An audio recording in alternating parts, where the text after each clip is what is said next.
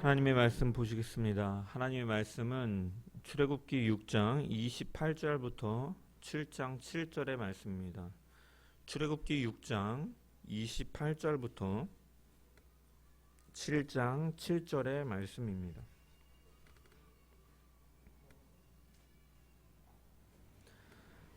제가 하나님의 말씀을 봉독합니다.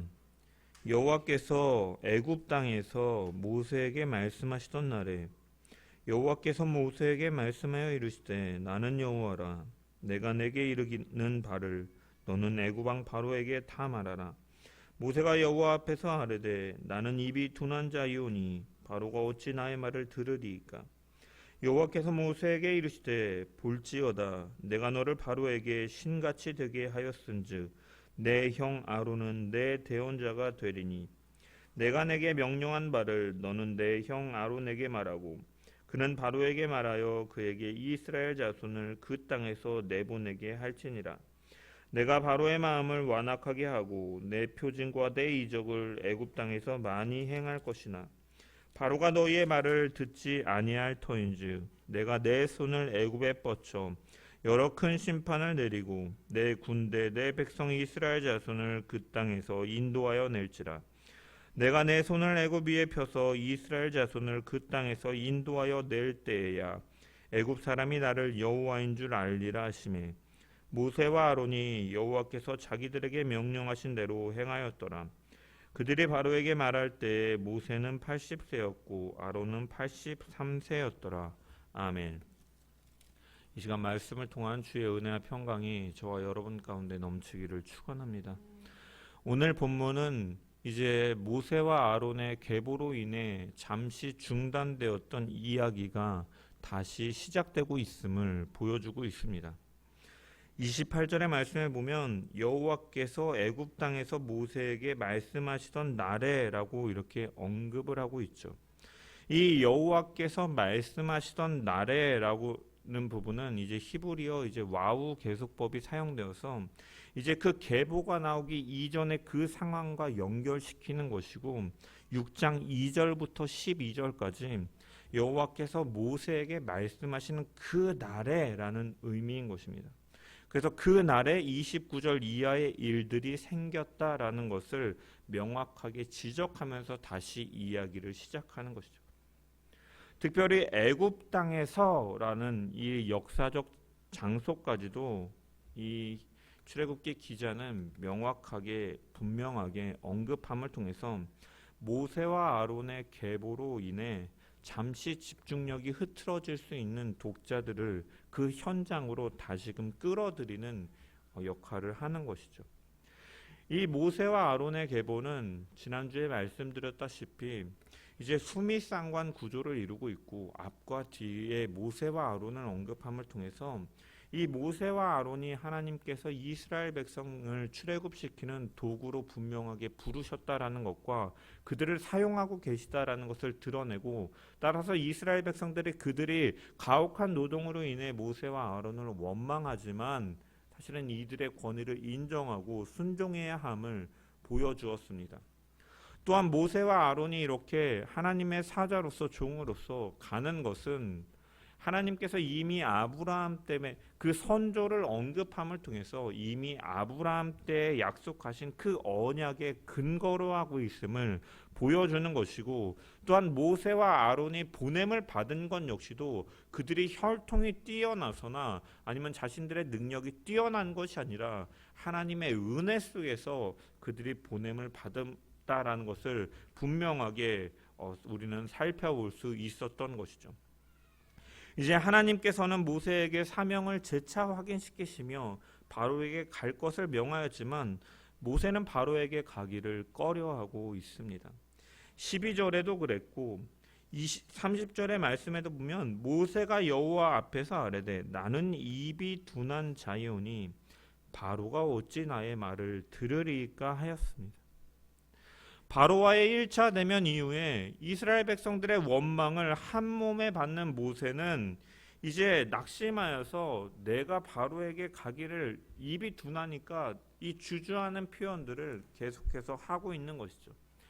이에 하나님께서는 뭐라고 말씀하십니까? 1절의 말씀을 보면은 여호와께서 모세에게 이르시되 볼지어다 내가 너를 바로에게 신같이 되게 하였은즉 내 형 아론은 내 대언자가 될 것이다 라고 말씀하셨습니다. 여기 1절에 볼지어다 라고 번역된 히브리어는 레라는 단어인데 이것은 이 보다 라라는 동사의 명령형이 바로 이 레 볼지어다 라는 명령형이죠. 근데 이 단어가 명령형으로 문장의 맨 이렇게 앞에 나오는 것은 이제 어떠한 관심을 집중시키기 위해서 또한 상황이 반전시킬 것을 강조하기 위해서 사용될 때 이 레에라는 보라 볼지어다라는 말이 이 문장의 앞부분에 사용되어지는 것입니다. 특별히 성경에서 볼지어다 이 레라는 단어가 하나님의 하나님께서 말씀하실 때 사용되면 어떠한 또한 기능을 하냐면 이제 앞으로 긍정적인 상황이 펼쳐질 것이다. 이제 그 백성에 대한 하나님께서 축복하실 것이다. 인도하실 것이다. 이러한 말씀을 듣는 사람으로 하여금 강한 기대감을 갖게 하는 이 내용이 따라올 때 이 하나님께서 볼지어다라는 단어를 사용하시면서 말씀하십니다. 성경의 용법을 보면 이처럼 하나님께서는 이스라엘 백성들의 그 불순종과 그 원망 속에서 낙심하여서 바로에게 갈 용기를 잃어버리고 좌절하고 있는 이 변명하고 있는 모세에게 곧 상황이 반전될 것이다. 반전이 있을 것이다. 볼지어다. 앞으로 긍정적인 일 하나님께서 축복하시고 하나님의 인도가 분명히 이루어질 것이다 라는 것을 알리시기 위해서 이 볼지어다라는 단어를 사용하시면서 모세에게 용기를 주시고 있는 것이죠. 그러면서 하나님께서는 또 모세에게 뭐라고 말씀하십니까? 너가 바로에게 신같이 되게 할 것이다 라고 말씀하셨습니다. 여기서 신이라고 번역된 단어는 히브리어 엘로힘입니다. 엘로힘. 일반적으로 지칭되는 수많은 신 중에 하나로서 말하는 것이 아니라 전능하신 하나님을 지칭하는 단어. 한글 성경으로는 너가 신과 같이 될 것이다 라고 말해서 너가 그냥 하나의 신처럼 이 바로 앞에 두려운 존재가 될 것이다 라는 뉘앙스로 우리가 한글 성경을 읽으면 이해할 수 있지만 사실은 하나님께서는 분명히 모세에게 바로 전능하신 하나님, 살아있는 하나님과 같이 너가 여겨질 것이다 라고 분명하게 말씀하고 있습니다. 왜? 너가 하나님의 권세로 나아가기 때문에 너는 그 바로 앞에 이 하나님 전능하신 하나님과 같은 그러한 위치, 그러한 대접, 그렇게 존재가 될 것이다라고 말씀하고 있는 것이죠. 모세는 두려웠어요. 입이 둔한 자이기 때문에 바로가 내 말을 듣겠습니까 하면서 가지 않고자 하였지만 하나님께서는 그에게 나의 권세로 너가 가기 때문에 너를 신처럼 여길 것이다 라고 말씀하시면서 용기를 북돋아 주시면서 그를 보내고 계신다라는 것입니다. 여러분, 바로에게 있어 모세는 어떻게 보였을까요? 물론 이스라엘 그 히브리 민족들의 노예의 대표자로 그 모세와 아론이 왔을 것이라고 생각했겠지만 그 대표자라 할지라도 그가 어떠한 권세를 가진 존재가 아니라 노예 중에 하나에 불과한 거예요. 바로가 보기에는. 하지만 하나님께서는 이 모세가 바로에게 있어서 전능하신 하나님과 같이 될 것이다라고 말씀하고 계신 것이죠. 즉 이렇게까지 말씀하시는 것은 주저하고 변명하는 모세의 마음을 강하게 하고 확신을 주기 위해서 하나님께서는 이렇게 용기를 주고 계시는 것입니다. 그리고 또한 이어질 대결들, 이제 앞으로 나아질 그 대결들에서 모세를 통해 하나님은 놀라운 이적들을 행하실 것이고 하나님이 보내신 사자로서 그에게 모든 권세가 주어졌음을 보여주고 있는 것이죠. 그렇기 때문에 모세는 두려워할 것이, 염려할 것이, 근심할 것이 없는 상황임을 하나님께서는 계속 말씀하시는 것입니다. 여러분, 바로는 애굽에서 그 애굽 사람들이 만물을 다스리는 신으로 여기는 태양신의 아들로 여겨지는 것이 바로 바로예요. 파라오. 세상은 그를 신처럼 여기지만 하나님께서는 그 바로 앞에서 모세를 신적인 진정한 참신적인 존재로 세우실 것을 약속하신다라는 것입니다. 마찬가지로 이 말씀은 성도들에게도 오늘날 하시는 하나님의 마음이자 말씀이다라는 거예요. 성도란 어떠한 자들입니까? 하나님 안에서 세상을 향해 두려울 것이 없는 존재들이다라는 것이죠. 세상의 어떤 권세와도 비교할 수 없는 하나님의 자녀가 된 자들이다라는 것이죠. 하지만 때로는 우리는 하나님께서 세우신 그러한 존재임을 우리는 스스로 망각하며 세상의 권세를 두려워하고 때로는 그곳에 복종하고 섬기며 따르는 연약한 모습들이 우리 가운데 나타난다라는 것이죠. 하지만 오늘 하나님께서는 모세에게 내가 너를 신처럼 바로 앞에서 신처럼 만들 것이다 라고 하는 이 말씀 가운데는 우리는 바로 그 세상의 권세와 비교할 수 없는 하나님의 권세 아래에 있는 자들이기 때문에 우리는 그것을 막강히 여기고 그것을 쫓고 그것에 복종하며 따르며 살아가야 될 자들이 아니라 하나님을 온전히 진정한 권세를 지니신 하나님을 온전히 의뢰하는 가운데 세상을 두려워하는 것이 아니라 세상이 하나님의 자녀들을 두려워하고 우리가 세상을 따르는 것이 아니라 세상 가운데 하나님의 그 영광의 빛을 비춤을 통해 세상이 교회를 성도를 따라올수록 하는 그 하나님의 나라를 세워가는 존재로 우리를 부르셨음을 기억하면서 우리는 사랑의 빛이 내 마음 가운데 내 안에 있음을 기억하며 십자가의 군병답게 이 땅에서의 하나님의 나라를 세우며 나아가야 될 줄 믿습니다. 그러한 담대함으로 오늘을 살아가는 저와 여러분 되시기를 주님의 이름으로 간절히 축원합니다. 이어서 하나님께서는 나는 입이 둔한 자이다 라고 말하는 모세를 향해서 아론이 너의 대언자가 될 것이다 라고 말씀하셨습니다. 모세는 자신의 말에 능력이 없다라는 이유로 가기를 꺼려했습니다. 미디안 광야에서 하나님께서 소명하실 때도 부르실 때도 그러했고 현재도 이러한 변명을 동일하게 하고 있는 것으로 보아 실제로 자신의 언변에 그렇게 큰 자신이 없었던 것 같습니다. 하지만 사도행전 7장을 보면 스데반이 모세에 관해서 설교할 때 모세는 말을 잘하는 사람이었다라고 이제 이 말하는 것으로 볼 때 모세가 처음부터 말을 못했던 것은 아닌 것으로 보여집니다. 그가 젊었을 때 애굽에서 왕궁에 이 많은 교육을 받고 많은 지식을 쌓고 그 교육을 받을 때는 그는 분명히 말을 잘하였던 자였지만 우리가 말을 점차 하지 않으면 그 사용되어지는 어휘도 적어지고 대화가 적어질수록 사람의 어떻게 보면 뇌의 활동도 이렇게 조금 줄어드는 것처럼 아마 미디안 광야에서 홀로 이 양을 치면서 보내는 그 시간 동안 아마 그는 나이가 들면서 말주변이 좀 많이 없어지지 않았을까라는 생각을 해봅니다.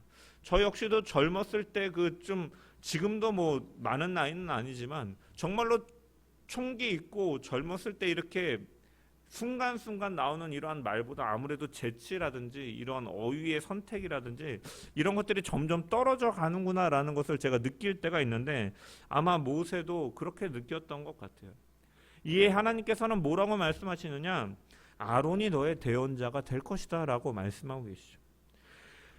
여러분 여기서 우리는 어떠한 것을 알 수가 있습니까? 하나님께서는 모세의 약함을 알고 계시다는, 모세가 주저하는 약한 부분까지도 하나님은 분명히 알고 계시고 그에게 너는 할 수 있어 확신과 용기를 부어주시면서 단순히 말에 그치고 지지하고 응원하는 데서 그치는 것이 아니라 하나님께서는 실질적으로 모세가 그 일을 할 수 있도록 대처 방안까지도 분명히 예비해 놓으시고 제시해 주시는 분이다라는 것을 우리는 분명히 발견할 수 있다라는 것이죠.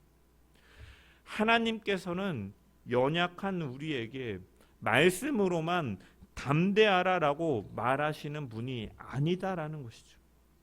우리의 모든 약함을 아시는 하나님께서는 우리의 약함과 우리의 생각과 우리의 마음을 아시기 때문에 피할 길과 해결책을 환난과 역경 가운데서도 분명히 예비해 놓으시고 주시는 하나님이시다라는 것을 우리는 분명히 신뢰해야 될 줄 믿습니다. 하나님께서는 하나님의 일을 위해서 부르신 자들을 결코 혼자 내버려 두지 않으시는 분이시다라는 것이죠. 그들의 부족함을 채우시며 돌보시는 하나님이심을 우리는 분명히 신뢰해야 될 것입니다.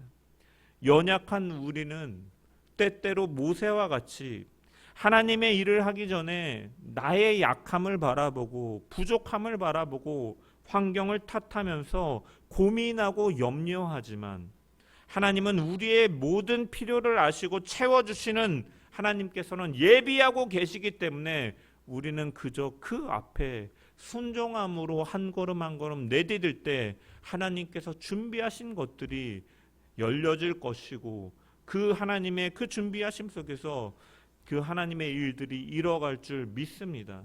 따라서 우리는 주의 일꾼으로서 하나님의 일만을 생각하고 묵묵히 충성하고 순종하며 나아가는 우리 모든 자들 되기를 주님의 이름으로 간절히 축원합니다. 나의 약함을 바라보면서 주저앉아 있지 말고 하나님의 일하심을 바라보면서 담대하게 나아가는 우리 모든 자들 되기를 주님의 이름으로 축원합니다. 이어서 하나님께서는 바로가 쉽게 순종하지 않을 것이며 여호와께서 큰 재앙을 내리신 후에 그것을 경험한 이후에 마지못해 내보낼 것이다 라는 말씀을 다시 한번 하시면서 그 일들에 대해서 확인시켜 주고 계십니다. 3절부터 4절의 말씀을 보면 내가 바로의 마음을 완악하게 하고 내 표징과 내 이적을 애굽 땅에서 많이 행할 것이나 바로가 너의 말을 듣지 아니할 터인즉 내가 내 손을 애굽에 뻗쳐 여러 큰 심판을 내리고 내 군대 내 백성 이스라엘 자손을 그 땅에서 인도하여 낼지라 라고 말씀하십니다.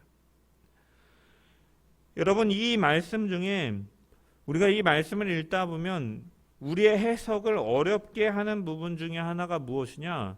내가 바로의 마음을 완악하게 할 것이다 라는 부분입니다. 우리는 이 말씀을 읽으며 하나님께서는 사람의 마음을 완악하게 하셔서 징벌에 이르도록 하게 하시는 분이신가? 하나님은 악을 조성하시는 분이신가? 바로를 완악하게 만드셔서 심판받게 하시는 분이신가? 의문이 들 수가 있다는 거죠. 만약에 그렇다면 하나님께서 어떻게 선하신 하나님이시고 의로우신 하나님이신가? 자기가 그렇게 만들어 놓고 심판하시는 하나님이 어떻게 의로운 하나님이신가? 우리는 의문을 가질 수가 있습니다. 하지만 여러분, 하나님께서 이렇게 하신 것이 아님을 우리는 먼저 알아야 됩니다. 우리는 이미 바로가 등장할 때, 그 모세와 처음 대면할 때 바로는 어떠한 자임을 우리가 알았습니까? 하나님을 경외하는 사람이 아니었음을 우리는 발견할 수 있었습니다. 그는 처음부터 하나님을 멸시하는 자였고 하나님의 말씀 앞에 순종하지 아니하는 자였다라는 것이죠. 출애굽기 5장 2절에 처음 대면하였을 때 모세가 이제 내 백성을 내보내라 하셨다. 광야에 가서 우리가 하나님께 경배하기를 원하노라, 제사를 드리기 원하노라라고 말했을 때 바로가 뭐라고 말합니까? 바로가 이르되 여호와가 누구이기에 내가 그의 목소리를 듣고 이스라엘을 보내겠느냐? 나는 여호와를 알지 못하니 이스라엘을 보내지 아니하리라 라고 말했습니다. 여러분, 이 말에는 제가 그 이전에 이미 설교했던 것처럼 바로가 정말 하나님을 모르기 때문에 그가 이렇게 말하는 것이 아니다라고 말씀드렸습니다. 그는 노예들이 날마다 신음하며 부르짖는 하나님의 존재는 이미 알았던 것입니다. 다만 이스라엘 백성들은 그 하나님을 믿는 그들은 자신들에게 있어 어떠한 존재입니까? 노예잖아요. 즉 하나님이라는 신이 있을지는 모르지만 그 하나님이라는 신은 우리가 믿는 태양신 또 여러 신들에 비하면 능력이 없는 존재이기 때문에 너희가 노예 생활하는 거 아니냐, 내가 그의 말을 뭐하러 들어야 되느냐? 내가 믿는 신이 더 강하다라는 의미가 담겨 있다라는 것이죠. 하나님을 모독하는 것이고 하나님을 경외하지 않는 것이 이 말 가운데 포함되어 있다라고 말씀을 드렸습니다. 이처럼 바로는 처음부터 하나님의 말씀에 대해서 닫힌 마음을 가지고 있었고 하나님을 경외하지 않는 강팍한 마음을 가지고 있었다라는 것이죠. 모세와 아론은 이 출애굽기 5장부터 10장까지 읽어보면 바로에게 이제 7번씩이나 말합니다. 내 백성을 가게 하라, 이것이 하나님의 말씀이다라고 전하지만 바로는 그 7번의 시간 동안 7번이라는 수는 완전수를 의미하는 거잖아요. 완강하게 거부하는 것이에요. 그 말을 듣지도 아니하고 순종하지 않았다라는 거예요. 여러분, 이것이 바로 강팍한 마음이다라는 것이죠. 하나님의 말씀을 듣지 않는 것. 여러분, 성경은 바로 왕이 마음을 강팍하게 했다라는 것이 18번 등장하는데 이 중에 이 9번은 여호와께서 강팍하게 하셨다라고 기록되어 있고 나머지 9번은 바로가 스스로 자기 마음을 강팍하게 하였다라고 기록되어 있어요. 즉 하나님께서는 마음을 강팍하게 하셨다라는 것은 선한 마음을 가지고 있던 바로를 완악하게 해서 그가 심판받을 존재로 만드셨다라는 것이 아니라 이미 강팍한 바로의 마음을 그냥 강팍하게 내버려 두셨다라는 의미인 것이죠. 그 완악함조차 하나님께서는 사용하셨다라는 의미인 것입니다. 자신의 하나님 되심을 드러내기 위해서 하나님은 일하신 것일 뿐입니다. 그래서 우리가 신약 성경의 우리가 로마서를 주일날 보고 있지만 로마서의 표현을 빌려서 내가 바로의 마음을 완악하게 하셨다라는 이 말씀은 이 로마서 1장 24절에 보면 그러므로 하나님께서 그들의 마음의 정욕대로 더러움에 내버려 두사 그들의 몸을 서로 욕되게 하셨다. 내버려 두셨다라는 의미인 것이죠. 악의 조성자가 아니라 죄악된 인간들이 그렇게 가도록 그냥 내버려 두셨다라는 조직신학적인 말로 유기라고 표현하는데 내버려 두셨다라는 의미인 것이죠. 1장 28절에도 로마서 1장 28절에도 보면 그들이 마음에 하나님 두기를 싫어하며 하나님께서 그들을 상실한 마음대로 내버려 두사 합당하지 못한 일을 하게 하셨다는 하나님을 잃어버린 마음, 이 강팍한 마음들을 그냥 내버려 두셨다라고 표현하고 있는 것이죠. 죄인들이 하나님을 인정하지 않고 하나님의 말씀을 거역하고 악한 일을 행할 때 하나님께서는 그런 인간들을 보시며 즉각적으로 심판해 버리시고 악을 행하지 못하도록 그렇게 하지 못하게 하시는 것이 아니라 강압적으로 하시는 것이 아니라 그냥 내버려 두셨다라는 거죠. 유기했다라는 거죠. 우리 인간들이 죄를 지으면 그 죄를 짓는 그 일을 방해하는 것이 아니라 죄를 짓지 못하도록 방해하는 것이 아니라 그냥 두셨다. 이것이 바로 심판에 이르는 거죠. 그렇지만 하나님께서 결코 죄를 만드시거나 죄를 짓도록 등 떠미시는 분은 아니시다라는 것이죠. 그러면 여러분 내버려 두셨다라는 표현을 우리가 들으면 또한 이러한 불편함이 생길 수가 있죠. 인간이 죄를 지어서 그렇다면 자신의 죄들로 인해 영원한 멸망에 당할 수밖에 없는 그 길을 걸어가는 상황이라면 하나님께서는 그것을 막으셔야 되는 것이 아니냐라고 생각할 수가 있죠. 죄를 짓지 않도록 무슨 일을 해서든지 악을 행하지 못하도록 막아야 되는 것이 아니냐라고 생각을 할 수가 있는데 그냥 내버려 두셨다라는 표현은 과연 그렇다면 하나님께서 사랑의 하나님이 맞는가? 그 길을 막으셔야 되는 게 아닌가라는 생각을 우리는 할 수가 있다는 거죠. 하지만 우리가 오해하지 말아야 될 것은 내버려 두셨다라는 것은 하나님께서 또한 무책임하게 아무런 애정도 없고 감정도 없이 냉혈한처럼 그들을 그냥 두 손에 팔짱을 끼고 지켜만 보고 계셨다라는 의미는 또한 아니다라는 것이에요. 여러분 히브리서 12장 5절부터 10절의 말씀을 보면은 히브리서 기자는 이렇게 기록하고 있어요. 또 아들들에게 권하는 것 같이 너희에게 권면하시는 말씀도 잊었도다. 일러스되 내 아들아 주의 징계하심을 가볍게 여기지 말고 그에게 꾸지람을 받을 때에 낙심하지 말라. 주께서는 그 사랑하시는 자를 징계하시고 그가 받아들이시는 아들마다 채찍질하심이라 하였으니 너희가 참음은 징계를 받기 위함이라. 하나님이 아들과 같이 너희를 대우하시나니 어찌 아버지가 징계하지 않는 아들이 있으리요. 징계를 다 받는 것이거늘 너희에게 없으면 사생자요 친아들이 아니니라. 또 우리 육신의 아버지가 우리를 징계하여도 공경하였거늘 하물며 모든 영의 아버지께서 더욱 복종하며 살려하지 않겠느냐. 그들은 잠시 자신의 뜻대로 우리를 징계하였거니와 오직 하나님은 우리의 유익을 위하여 그의 거룩하심에 참여하게 하시느니라 라고 또한 말씀하고 계시다는 거예요. 히브리서 기자가 말하는 하나님은 어떠한 하나님이시냐? 우리를 너무나도 사랑하시는 하나님이시기 때문에 우리가 잘못된 길로 갈 때 그냥 될 대로 되라 하면서 방치하시는 하나님이 아니시다라고 밝히고 있다라는 것이죠. 징계하시면서까지도 우리를 바른 길로 돌아오게 만드시는 하나님이시다라고 성경은 기록하고 있다라는 거예요. 왜? 하나님은 한 영혼이 돌아오는 것을 즐거워하시고 그것을 위해 일하시는 하나님이시기 때문이죠. 하나님께서 사람들이 죄악을 저지르고 악을 행할 때 그냥 내버려 두셨다라고 로마서 기자는 표현하지만 이 말의 의미는 정말로 하나님께서 아무것도 하지 않는다라는 의미가 아니라 죄인이 회개하고 돌아오는 것을 기뻐하시는 하나님이시기 때문에 하나님께서는 우리가 돌아오기를 원하셔서 최대한 그 가운데서도 오래 참으시면서 자신 그 모든 일들을 하고 계시는 하나님이시다라는 거예요. 다만 인격적이신 하나님이시기 때문에 문 밖에 서서 문을 두드리며 기다리시는 하나님이시지 강압적으로 철거하는 것처럼 억지로 문을 뜯어서 강제적으로 진압하시는 하나님이 아니시다라는 것이에요.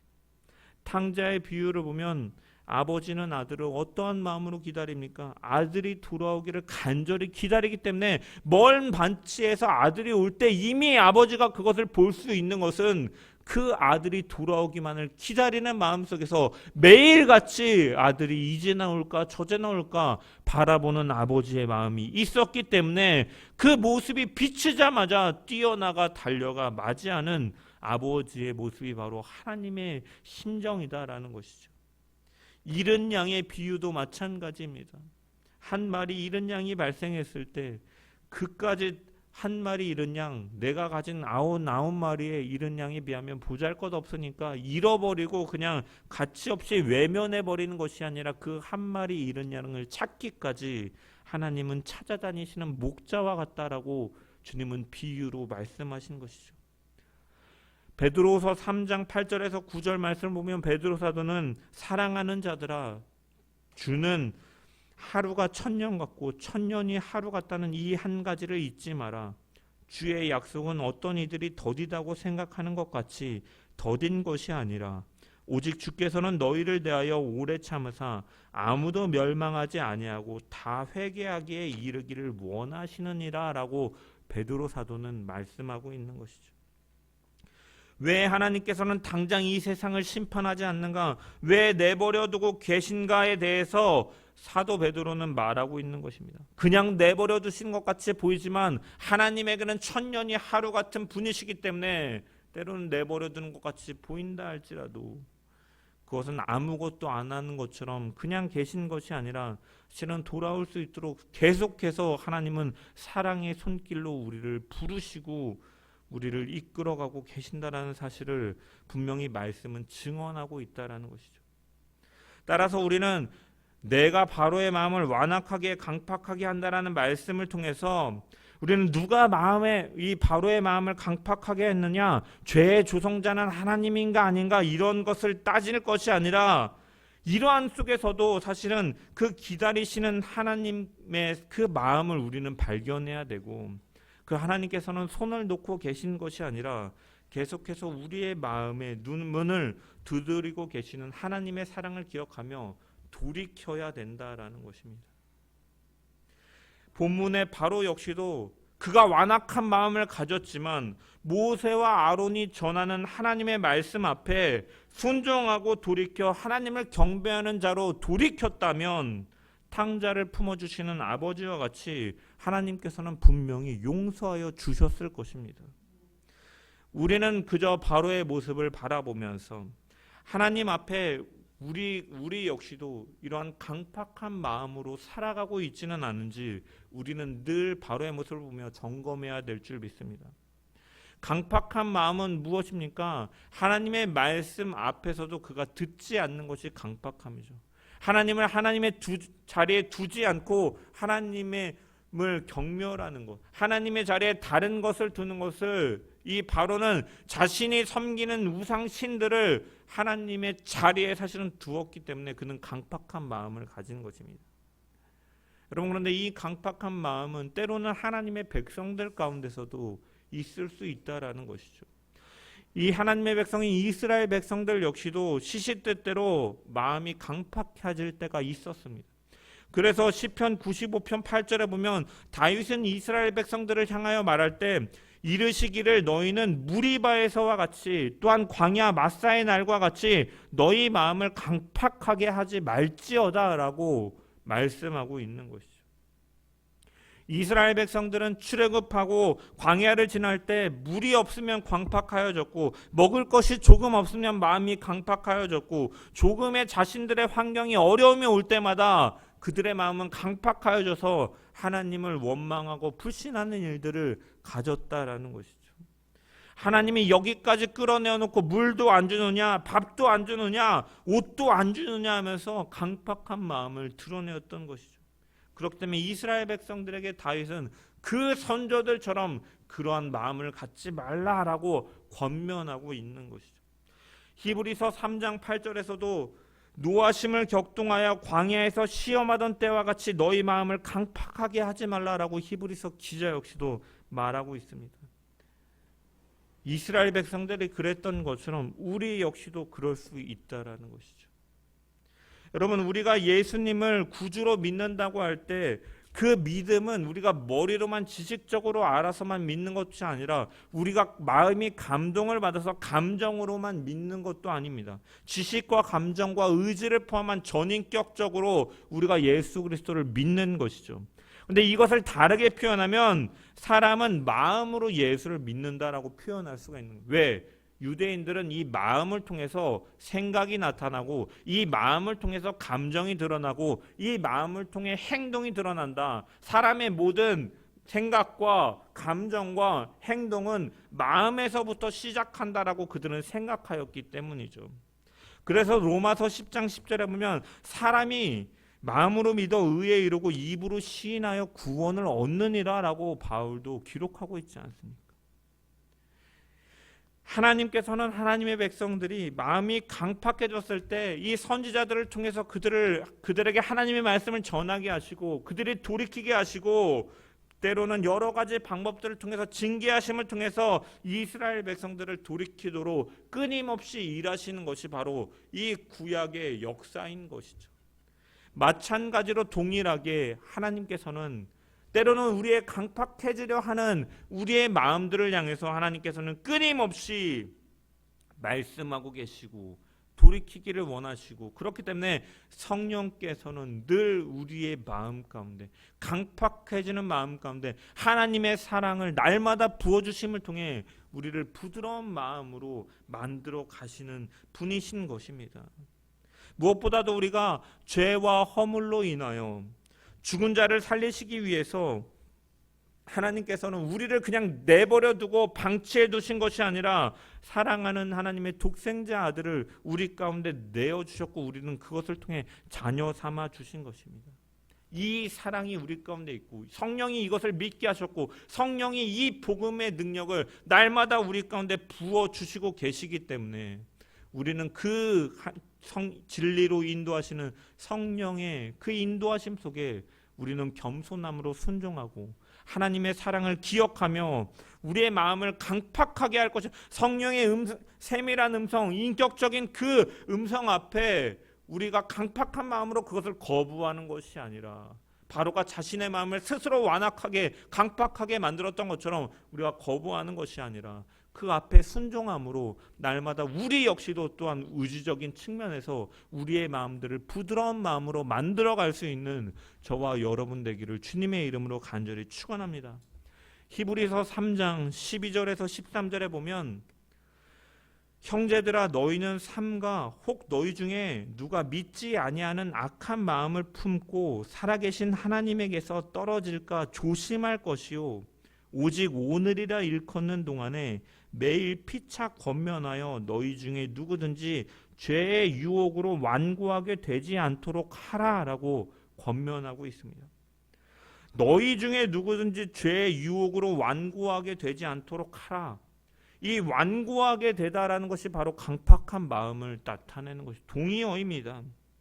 따라서 이 완고하게 되지 않기 위해서 히브리서 기자는 두 가지로 권면하고 있는데 첫 번째는 무엇이냐? 우리의 그 마음이 강팍해지지 않으려면 먼저 너희는 삼가라라고 말하고 있습니다. 너희는 삼가라라고 권면하고 있습니다. 여러분 삼가라는 것은 이 말을 포함해서 행동과 생각과 이 마음가짐을 조심하라라는 의미를 가지고 있죠.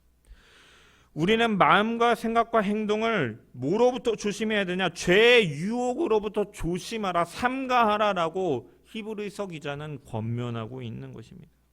왜? 죄에는 유혹함이 있기 때문에. 죄는 사람을 속이고 유혹하는 특징이 있기 때문이죠.